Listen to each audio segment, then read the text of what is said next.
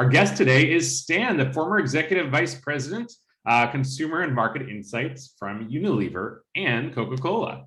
Stan, welcome. Thank you so much. Thank you. We are thrilled to have you today. Let's get in. I'd love for you to introduce yourself. Tell us a little bit about your background, both at Coca-Cola, Unilever. What does that role look like across such a global organization? Well, I work for two really iconic companies. One is Coca-Cola, the other one is Unilever. Both of them are outstanding in terms of how they create brands, how they manage brands, and how they make people fall in love with the brands on an ongoing basis. And all that is underpinned by providing deep consumer insights and understanding of what makes people tick. And my job in both these companies were all around, providing that exact thing which will help the companies to build strong brands, underpinned by very deep understanding of how people lead their lives. I love that. We're going to get into this. I know you have a lot of thoughts about consumer insights and loyalty from your career. What are you doing now? Well, I retired from Unilever about a year ago, and as they say, you never retire because your mind is constantly working. So I started my own startup, and I think I'm defying odds here because very often you would associate young people with startups. But here I am, 60 plus, and I've got my startup, which is essentially focused on artificial intelligence and machine learning based generation of consumer insights without actually talking to consumers. I love that. We're going to have to get into that a little bit more when maybe we talk about the future of consumer insights.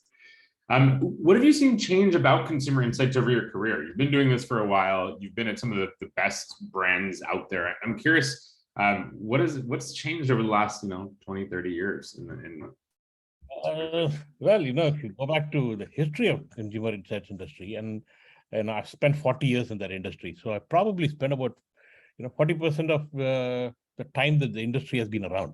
So that's saying a lot. I'm dating myself here. But having said that, in my 40 years, I really haven't seen a dramatic change in the way insights are generated.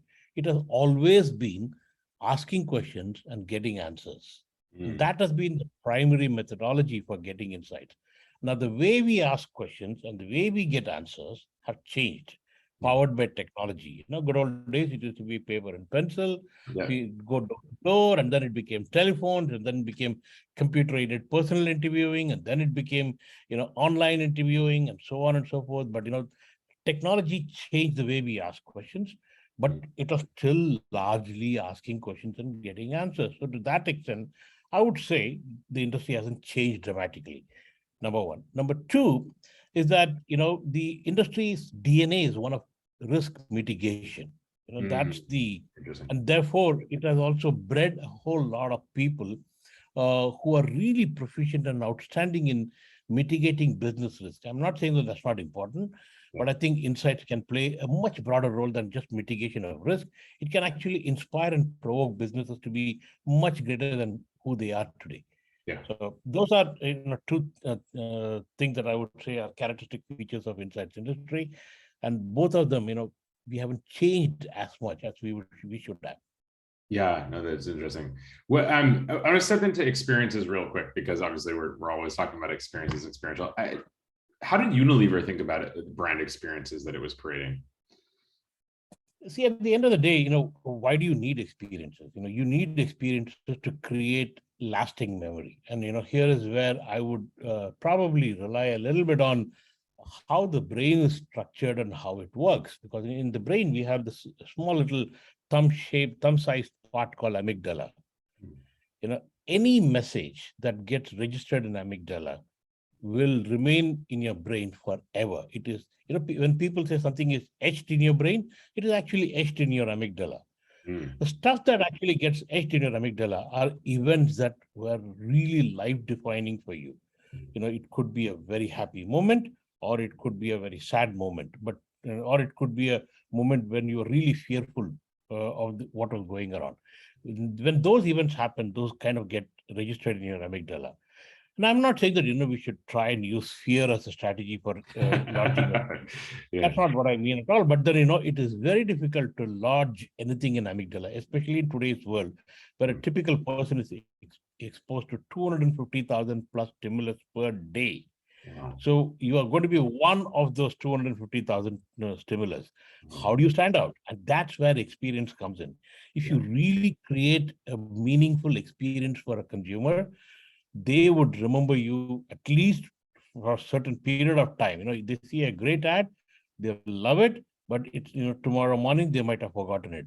But Yeah. if you, make them feel the brand through an experience, they'll remember you for a very, very long period of time. I love that.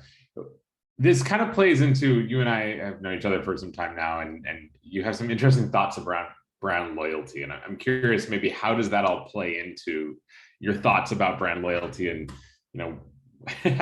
how do you approach the concept of loyalty when brands are growing? Yeah, if I have to be a little bit controversial, I think brand loyalty is a slightly overrated idea. Yeah, uh, and I'll be let me explain that. I think in at least in CPG industry, consumers usually have a repertoire of brands within which they actually move from brand A to brand B. Now, to that extent, you can say that people are loyal to a repertoire of brand, but in very few cases, they are genuinely loyal to just one brand. And I'm saying this not based on my perception, but if you look at some of the work that has been done by Ehrenberg Bass Institute, Byron Sharp, and so on, they always will tell you that it is always a repertoire of brands that consumers have in their mind, and they take decisions between that based on whatever is the thing that happens at the moment of truth. So that's the notion of loyalty. But having said that, there are some brands which have actually created a number one position within that repertoire, and that gives them a much higher fair share of requirement. So therefore, how do you get to the number one position in the repertoire is the way I would define brand loyalty as, and not something that the unrealistic definition of brand loyalty is you're expecting a consumer to buy you and nobody else forever in life, and that doesn't happen. Interesting. It's fascinating. I mean, how does that play in, and maybe to using those two examples, Coca-Cola and the multitude of products that Unilever makes? I mean, how did you see that play out? Yeah, well, I'll give you my own personal experience with Coca-Cola as a brand. This is Yeah. not after I joined the company. Yeah. This was back in the days when I was when I was just about entering high school, Yeah. in India. And one fine day, a red-colored bus pulled in outside our school, and our class teacher said, we're all going to see a bottling plant, where Coca-Cola is made. And here I was, probably what 13, 14 years old at that point of time. Along with my bunch of friends, we went into this Coca-Cola factory and we saw all the bottles dancing around the filling line, and we were all in great awe. Till that time, I'd never seen a factory in my life. And Wow. for the first time, I'm seeing a factory where everything was going on and the bottles were getting filled. And then there was this guy who was the guide for us in the tour. He pulled out a bottle from the line before the cap was put, and he gave it to all of us one at a time and said, "This is the freshest Coke you can ever have in your life." And we Wow. all drank and we thought it was actually an incredible Coke experience. Yeah. Now I can describe and then when we left, they gave us a plastic tray Yeah. with, two Fanta, two Coke, and, a couple of other drinks. And then they said, this is for you to take home. And I still remember when I got that plastic tray home, my mother took it, and, for a long, long time, she had that plastic tray at home. Yeah. Now, to me, the experience of going to the factory was something that got etched in my amygdala, and I can describe every single thing that happened. And that, to me, that's the day I fell in love with the brand Coke. Not after joining the company. Okay, Yeah. after joining, that was just a proverbial, event that happened, so to say. But then I fell in love with the brand because of that one experience that the company created. A similar thing, I've seen Unilever does. Imagine taking a bunch of kids to an ice cream factory. Mm. That's almost like a Willy Wonka and a chocolate factory kind of experience. Yeah. They just go ballistic when they see an ice cream factory. This is like a heaven for them. Now they will remember, what happened in that particular visit, for a long time to come. And that to me is gold standard in experience. What Coke does and what, the ice cream manufacturing. So there are some brands, some categories that are very ideally suited for this kind of thing, but there are others it might not be. But then you've got to be creative to figure out how you can create experience. That's amazing. We think about this concept that we work with Ben and Jerry's, as you know, and a lot of these brands are also thinking about, well, this might resonate for you, but it not might resonate for me, right? And how do you understand, the role of consumer insights of who these experiences are built for and will resonate with? What do you think a lot of companies do wrong when they're out there creating, trying to fabricate these experiences? I think one of the, a lot of companies do a lot of writing, but very often, if you don't think through how to create a memorable experience, you can check the box. You can do a factory visit for kids to, a bottling plant or an ice cream plant, and leave them from that experience without even creating a special thing. So always ask yourself one question: what is that one special thing that you're going to do which will create that wow feeling for people who visit that place? That wow factor, if you think hard enough and you talk to a few colleagues, you can always come across. For me, the Coca-Cola guy and the bottling plant saying, this is the freshest Coke that you could have ever had. That kind of stuck in my mind forever in life. And that, it's a simple line, but probably he has rehearsed it 20 times and he came out of the line for the 100th time to the 1,000th kid. But still, for me, he was talking to me at that point of time, and I felt really good. So making it special is probably the most important thing you can do. And that's probably where, if you don't give it enough thought, you can actually make your experience a very dull and boring experience. Which could have a negative impact, right? I mean, if you love Coca-Cola and you went to a factory and it was not the right experience, you might have said, what, this is not the brand I thought it was. That's super interesting. How do brands, or do they, I mean, in your experience, I mean, the Coca-Colas of the world and Unilever, think about those experiences and quantify them? I mean, if you think about, and when you tell that story, I can tell you're sent back to that factory and you probably taste it in your mouth. That was probably increased your lifetime value of Coca-Cola. And of course, they got an amazing executive years later. But how do they quantify that? Or do they, especially in relation to, advertising or more traditional forms of media? See, I think it'll be flippant if I say that experience is the only thing that creates brand love. It is an important component. There are multiple things that companies do to, create brand love, one of which is experience. But experience done right can actually have a disproportionate share of contribution to creating brand love. So one of the things that, at least in my days at Coke, we used to measure is what we would call as brand love. And that, we constantly, as part of brand tracking protocols, we used to measure brand love on an ongoing basis. And that is a really important one. In a company like Unilever, there is a metric called brand power that is measured. And it's again measured month after month after month to see whether it is moving in the right direction. Because the simple rule in life is that if brand power grows for 2 years in a row, sales will grow faster from year 3 onwards. Oh, wow. Interesting. Yeah.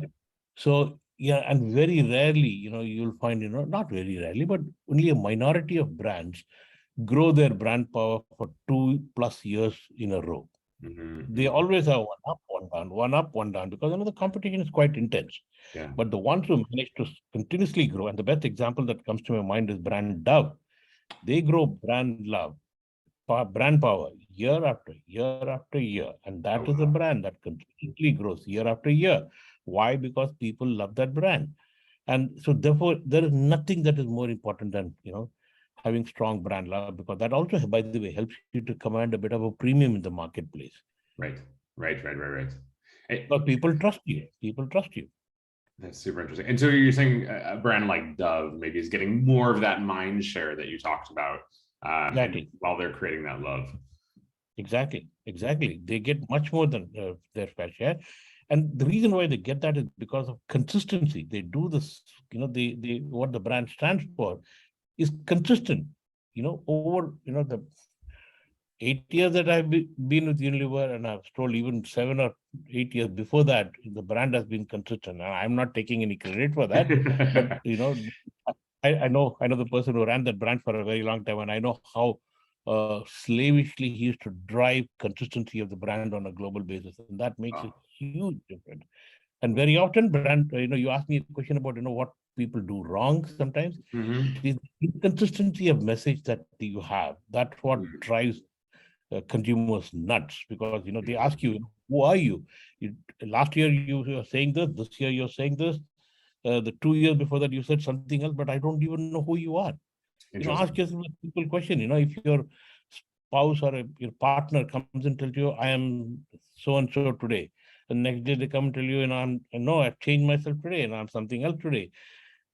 Are you going to have a strong relationship with the person who keeps changing the personality on a daily basis? No. Yeah. And the brands are like that. Brands, you look at them as living things, and they have to be consistent. If they're consistent, people love you. If they're not, then they'll say, okay, I don't have time for you. I'll move on to the next one. Yeah. Super. Who do you think does that well?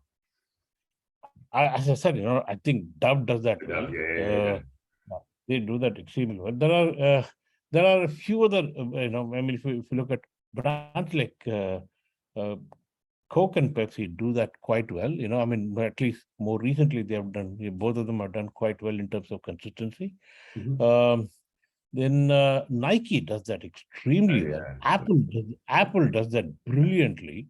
Yeah. Yeah, it is, and so they, some of the new tech companies have done that very, very well. Google and others, Yeah. they do that very consistently, and that's the important thing. That's how you create strong brands. And Apple's strong for a reason. You Yeah. go back, think different. The campaign that they Right. had, they can change, but that half-bitten apple and the simplicity and elegance is Totally. something that runs right through the years, and therefore it does well. Yeah, no, I love that. I want to talk about community for a second. We think about experiences a lot, and we think about there's a lot of brands out there. There, Athleta Well, you can see Lululemon. A lot of companies are building communities as a form of engagement.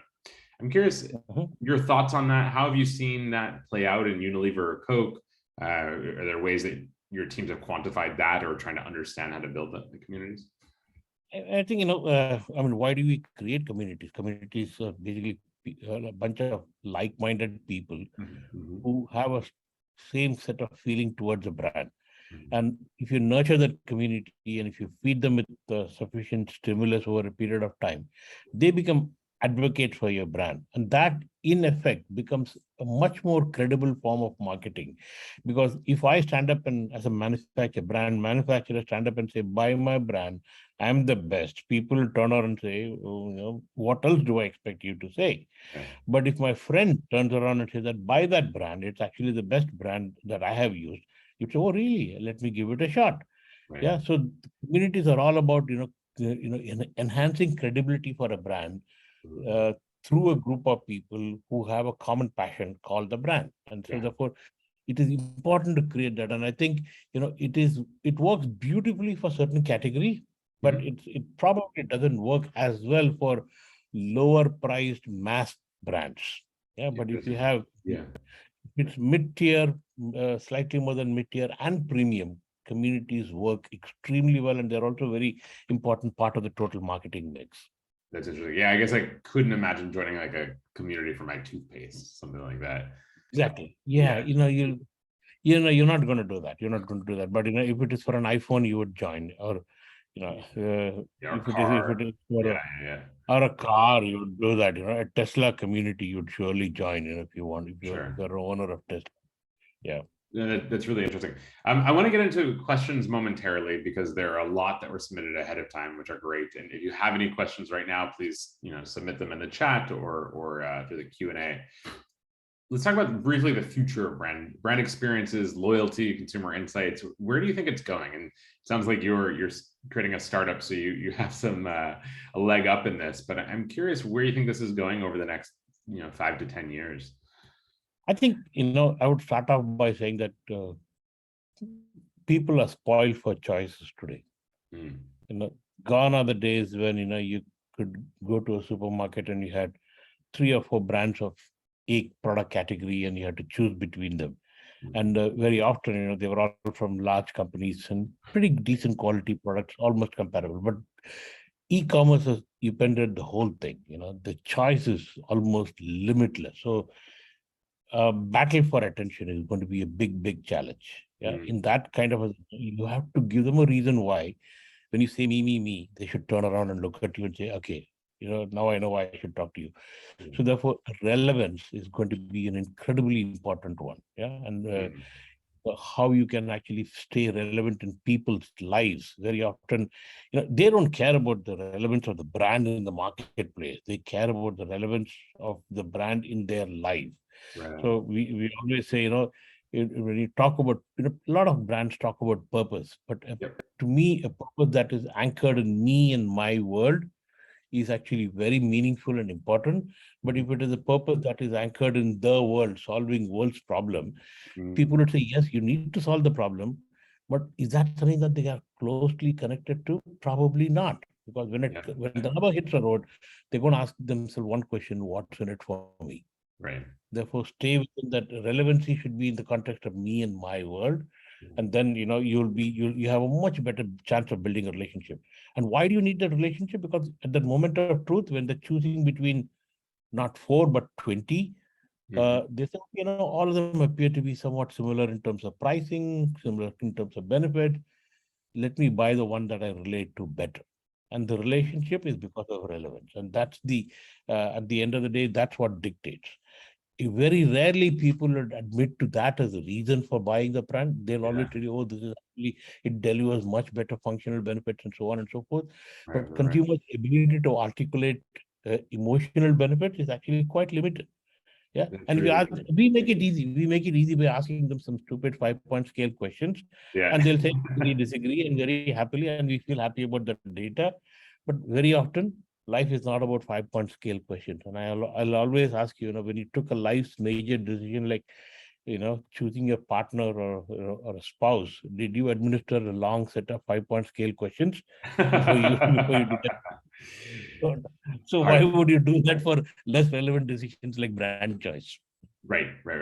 Interesting. That plays into a question that somebody just submitted, Erica. How do you measure brand love? So like what questions and what kind of scale? I may have an answer from our side as well on this, but I'm curious. Yeah, why don't you give your point of view? Then let's see if we both agree or not.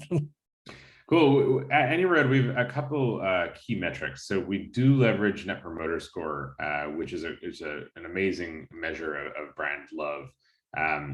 What we do, and this is really key, is understanding, because we're all about experiences, we'll do it before the experience to understand, going into an experience before somebody's engaged, what's the perception of the brand, right? You've got detractors, passives, and promoters. And the promoters, really, these are people who are out there speaking and engaging about your brand and showing love for the brand. But for us, it's also that post experience, right? And what we do is actually look at the delta between the two, which we call a brand conversion rate. So it's actually looking at how much brand love you're creating. And there could be detractors. People can go to an experience, have a negative experience, and then drop on the Net Promoter Score scale. If you're not familiar with it, 0 through 10, how likely are you to recommend our brand to a friend, right? And we find that's tied in, right? You're going to recommend brands that you love. But Stan, curious your thoughts. No, I think, I like Net Promoter Score as a metric, because it does capture the extent of relationship in a brand and a person. But I think, people can love a brand, but if that doesn't translate into your cash box ringing, then the love is not worth anything. Yeah. So I would always balance attitudinal information with a bit of behavioral information. Okay. So if you say that, okay, look, I'm telling you about the metric called brand power that we use in Unilever to actually measure how strong is a brand. But at the same time, I would also look at, in parallel, share of requirements that is being met by my brand. Yeah. Remember, I was telling you, everybody has a repertoire of brands, and there's nothing. Loyalty is a slightly overrated idea, but if I can improve the share of requirements that consumers have consistently over a period of time, that combined with increase in brand power score to me is the holy grail. Once you get to that situation, then you have a very strong brand. Do that for 2 to 3 years consistently, you'll be off to the races. Then it will be difficult to dislodge you from that position unless you do something really stupid like some product quality issue or. Yeah. But I think therefore to me it's art and science.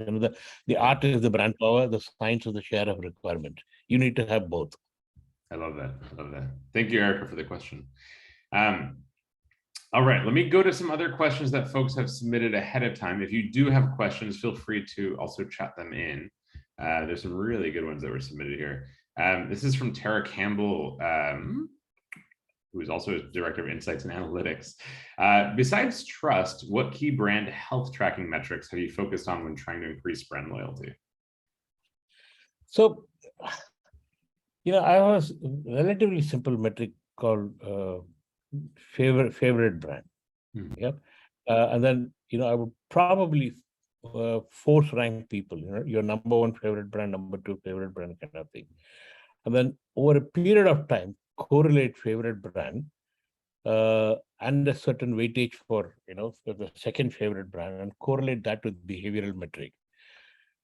And then you'll see that, then you'll be able to figure out how much weightage you should give to number one favorite brand score and number two favorite brand score. Yeah.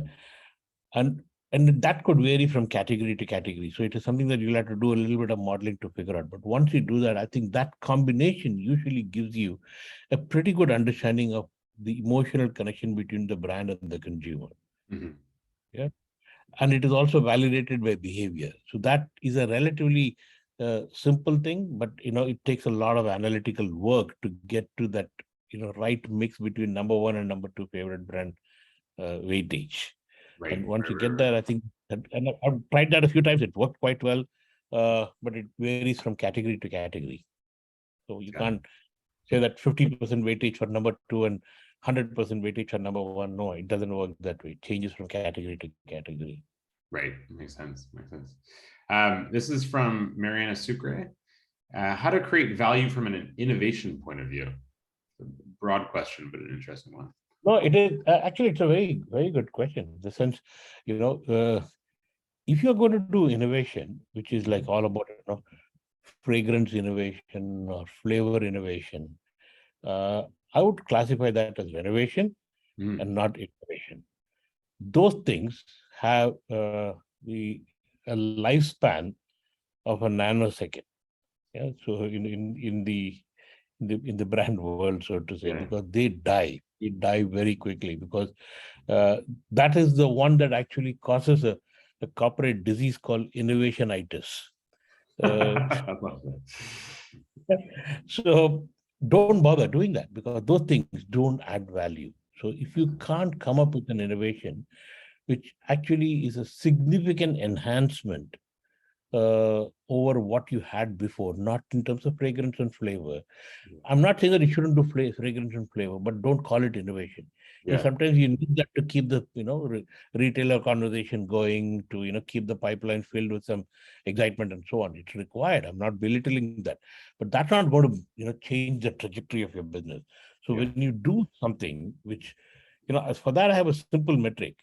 Ask yourself a question: what is the incremental turnover the innovation can bring? If it is going to replace your current variant to the extent of 90% or more, then you are not creating a new innovation idea. It is just cannibalization, and those things usually become value decretive very quickly. So figure out a way to calculate incremental turnover. There are ways in which one can do that. The moment you can, if it brings incremental turnover, then you know that you have a big idea on hand. Super interesting. I was thinking about innovation and brand innovation, and I'm not sure if you were at CocaCola in the days of Crystal Clear Pepsi, but I'm curious your thoughts on something like that. That was, probably a gimmick, probably like a marketing ploy, but I'm curious, does that fit into that innovation category, or how did Crystal Clear Pepsi? I don't know. I think, I'm a firm believer of maybe it's an old school thinking. I think every symbol has one significance. Yeah. And if you try to fundamentally change the significance of the symbol, it becomes very difficult to educate consumers. So when I say cola, what is the color that comes to your mind? Brown. It's brown. Yeah. Yeah. So, you've been taught that for a long, long time, and you try and change that. Yeah. You can do that, but you need to spend a lot of money and you have to be patient for a very, very long period of time. And in all probability, you'll get fired before you can succeed in doing that. Right. So always ask yourself, what is the symbol and what is the significance? And, is that something that I can push water up the hill? Is it worth it? Even? Yeah. It's really interesting. In your eyes, was that a brilliant move or was that a terrible move? Yeah, the thing is that people say there is nothing called bad PR. Yeah. Good PR. Yeah. PR is good. Yeah. Yeah. So it probably got a lot of people talking about the brand. Yeah. And which it might have been a clever idea to actually get people to talk about brand, and maybe they benefited from that, and maybe the core Pepsi benefited from that. I don't know the data to say but it depends on why did you do that and what was the objective that you wanted to meet. Yeah. They're also smart bunch of people. They don't do things crazy things. I could just imagine that pitch to the CMO or CEO. That's crystal clear Pepsi. Here's another question from Claudia. How do you see premium experiences in the ROI of, the role? How do you see premium experiences in the role of pricing for loyalty and sustainability if the economy gets worse in upcoming years? I think, at the end of the day, if you look at why do we create experiences? Because we want to create brand love. Why do we want to create brand love? Because we want people to trust us. So when people start trusting you, they will stay with you in good times and bad times. Yeah. And I'll give you an example. The example is that of a brand called Surf. Yeah. Surf is a laundry detergent in India. Yeah. It's the most premium laundry detergent that you can buy. And when I was on a market visit, I was in, absolute lower class income household, literally shanty slums. Yeah. And I was talking to the lady and I suddenly noticed that on her ledge, she had a pouch of Surf Excel detergent powder. Wow. And I was quite taken aback. Somebody who lives in such a, terrible living conditions, she had a box of Surf Excel. And I asked her, how come you have that? Why didn't you buy some of the cheaper products that are there, which are at probably half the price? Yes. So, and what she told me made me feel very responsible towards her. What she told me was, I'm a poor person.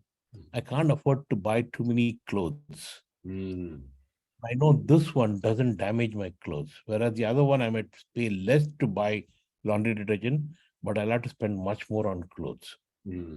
Therefore, I buy this one because that to me is a brilliant definition of value that a consumer articulated. I don't mind paying a premium, but it helps me to make my clothes last longer.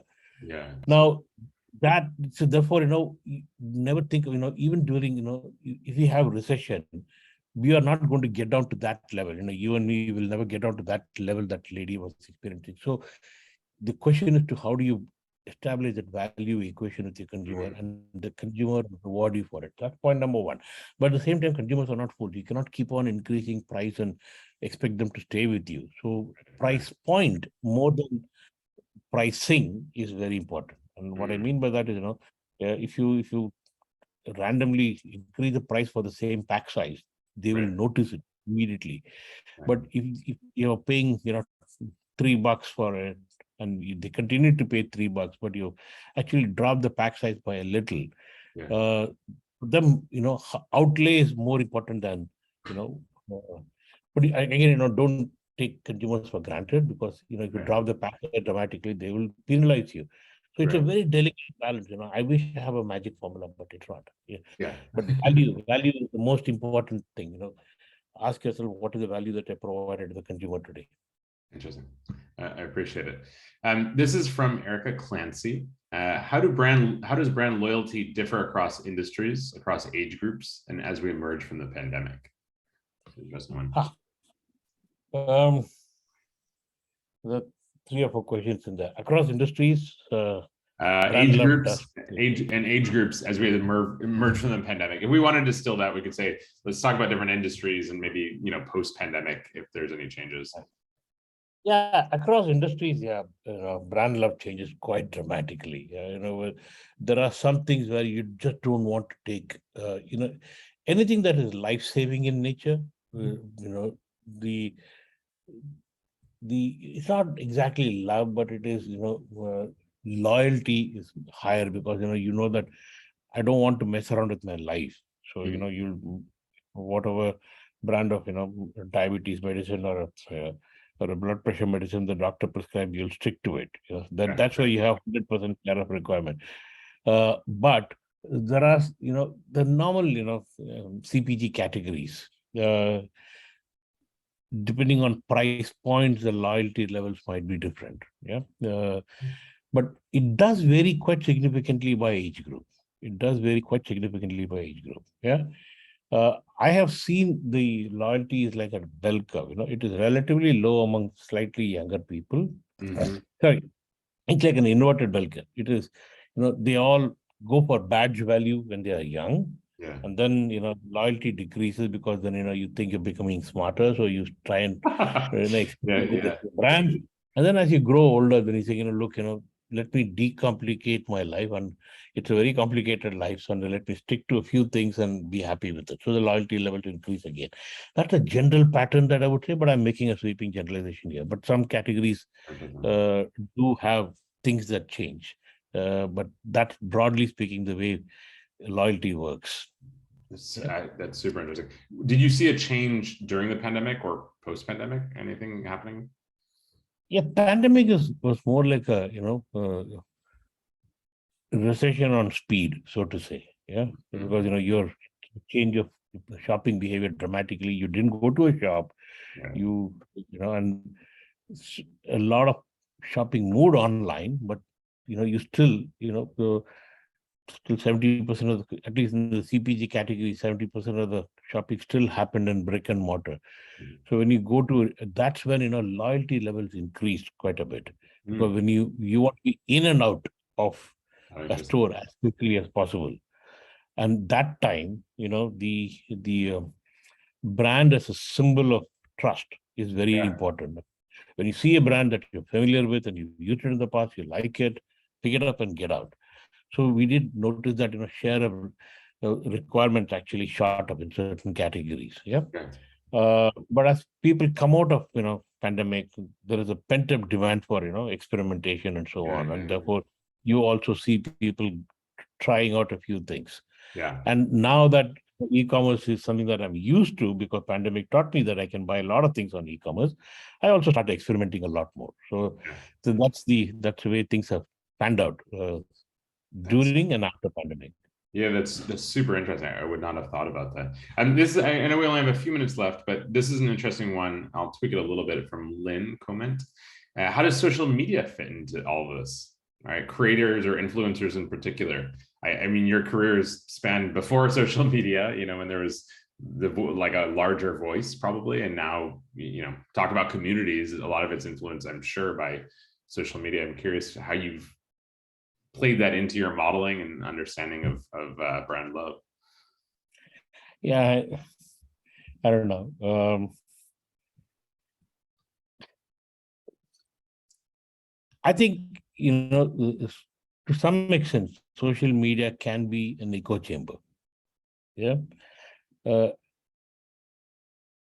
More often than not, people are posting things that tell you how wonderful their life is.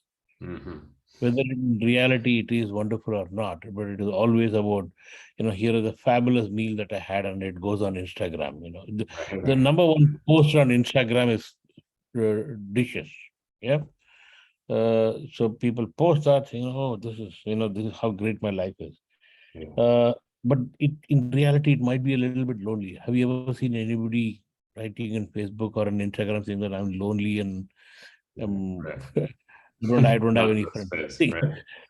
Yeah, it's so therefore it's a bit of an echo chamber, and I would use it, and I think this whole, people have also become smarter about, influencers and how they get paid, and they're all getting a little bit smarter about those things. So if you don't do it authentically, people call the bluff very quickly. So you better figure out how to get it done in a very authentic fashion. Yeah. And therefore, transparency becomes very important. And also this whole notion of fake news has made people a little bit skeptical about what they read and what they see in social media. They don't know who to believe, who not to believe. So there is a little bit of a distrust that is creeping in. But I'm not saying that, but having said that, people do spend an enormous amount of time on social media. Right. Therefore, the eyeballs are there. So we have to figure out how to leverage those eyeballs which are there, which is why I'm saying, doing it in a transparent way, doing it in an authentic way. It might not sound very sexy at this point of time, but that's the one that actually gets you credibility in the short and medium term. So don't do anything to be who you are not. Right. Just be authentic. And again, I go back to Dove as an example. When with an authentic voice, when they spoke on social media, they got 1.5 billion views for one of their, real beauty campaign. Wow. Because they were authentic, and I think that's where the world will move, in my view. Right. I would add to that as well, as like our own individual social spheres, I think, are getting much smaller, right? Where like Dove can obviously echo that, across media, but if you and I are following each other and I start using Dove, and post something about it, it creates that community and that trust. Exactly. Let's finish with this one question. I think this is more future looking, so we can end here. But from Anna Fleming, what's the next big thing in brand building? What's the next big thing in brand building? Experience in the digital world. In the digital world. In the digital world, I think building experiences in physical world, you can make it come alive, because you can see somebody in their eyes and make it happen for them. But how do you do that? How do you create an experience that can get lodged in the amygdala in the digital world? That's going to be, I think, I'm not saying that digital marketing and so on, because everything is marketing. It's just that how you market to people has changed. It's print to television to digital, but it's all still marketing. The good old principles of marketing still work. Experience is still going to be an important one, but how do you create experience in a digital world is going to be a huge opportunity and a challenge. For sure. You think that'll happen in the next couple of years? You think that'll take much longer? I think so. I think it'll happen. I think with metaverse coming in at scale, with Apple launching something priced at $2,000. I don't know whether you saw that. They have a new VR device which they're launching at $2,000. Nice. So then that there's an Oculus, there is Apple's product, then there is a Samsung VR, and there are lots of VR devices that are coming in. It's still early days, but the kind of experience that you can create in a VR environment could be special. And that is digital. It's not digital. Yeah. So that's going to be the next. The digital could be the next whole. Super. It sounds like the digital will etch into our brain, the digital experience. Yeah, literally. I love it. Yeah. Stan, thank you so much for joining us today. Really appreciate it. Thank you to everyone who joined. Have a wonderful rest of your week and enjoy the rest of the summer. Yep. Take care, guys. Thank you. Man, appreciate it. Bye. Yeah.